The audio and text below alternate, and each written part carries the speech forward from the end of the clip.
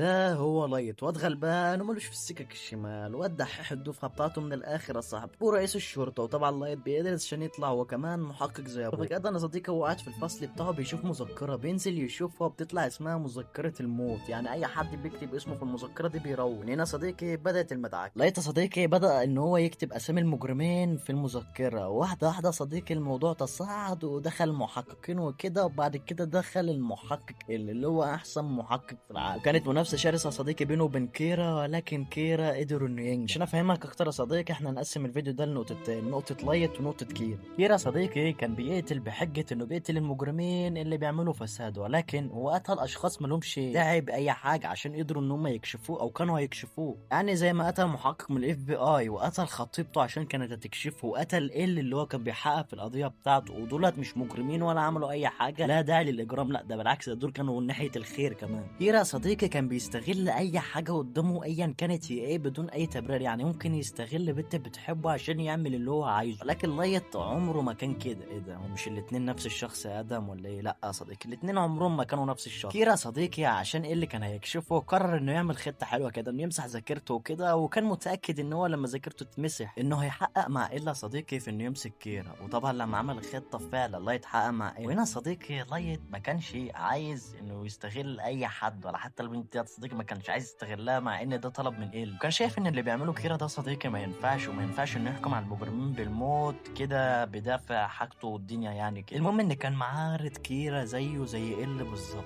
كده. انت شفت الاختلاف بين كيرا ولايت. اقول لك يا صديقي ان عمر ما كيرا وعمر ما لايت هيبقوا نفس الشخص ابدا، لان كيرا بدافع ان هو بيعمل خير وبدافع ان هو بيقتل المجرمين وكده كان بيعمل اي حاجه، ممكن يقتل حد ملوش ذنب حتى كمان. غير كل ده يا صديقي كيرا جسد الشينيغامي في هيئه البشر حرفيا. يعني كيرا كان شينيغامي بمرتبه الشرف، اما لايت فهو حرفيا كان واد غلبان وملوش في السكك الشمال ولا ليه في اي حاجه خالص. الانمي له موسم واحد يا صديقي ونزل في 2006. حرفيا يا صديقي الانمي جامد جدا وانصحك بيه لو انت عايز تتفرج عليه، عكس الانميات الخرا اللي بنشوفها في اليومين دول. ولكن يا صديقي رغم ذكاء إلا العالي ورغم ذكائه وتفوقه على كيرا في الذكاء، الا ان كيرا كان خبيث وكان بيستغل اي حاجه لصالحه، وكان كمان معاه دعم خارجي زي الشينيغامي وانه يقدر يغير في القوانين والحاجات دي. اللي قدر يكتشف ان الموضوع ليه طاقه خارجيه، يعني في حاجه خارجيه بتحصل زي الشينيغامي يعني اللي بيقتلوا كده، وقدر يكتشف ان هم موجودين، وقدر يكتشف حاجات غريبه جدا اي حد ما كانش يقدر يكتشفها.